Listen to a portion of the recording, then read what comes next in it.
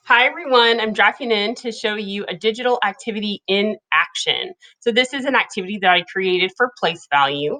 And as you can see, we have three representations of a number here: the number form, the word form, and expanded notation. And we've got in each row, there are three different representations. One of the representations is missing. So we're going to actually be dragging the cards from over here into the blank. And that's the really cool thing about digital activities, is that it's engaging, and here students are actually going to grab the card and drag it into the right spot. So here the number is 85 and 79 hundredths. So we're looking for the word form of that. So here's a word form, 85 and 79 hundredths. That's exactly what I need. So I'm going to go ahead and just click and drag it over, and voila, there we are. The next one, we're looking for the number form of 80 and 579 thousandths. So I've got two number forms here, 80 and 579 thousandths. Here it is.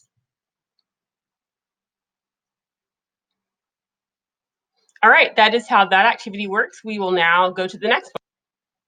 For this activity, students are actually going to be typing and creating a number to match a clue. So our first clue says, write a 5-digit number where the tens place has a value of 8 times 10.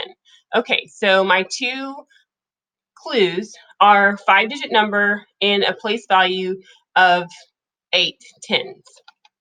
So I can create any number I'd like. I'm going to do 89 and 765 thousandths.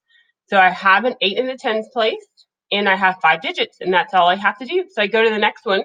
Write a 4-digit number where the hundreds place has a value of 5 times 100. So I'm looking for a number that's got 5 hundredths, and I'm going to type 75 and 5 hundredths, and that's it.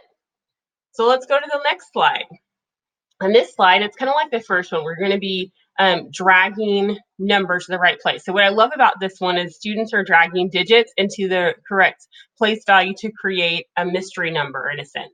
So the first clue says the value of the 1 is 1/100th of the value of the 1 and 18 and 9 hundredths.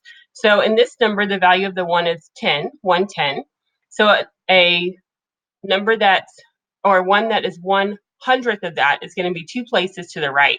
So 1, 2. So we end up with a 1 in the tenths place. So we're going to drag and drop the 1 in the tenths place. We'll go to the next one. The value of the 2 is 200. Excuse me, 2,000. So we'll drag the 2 to the thousandths place.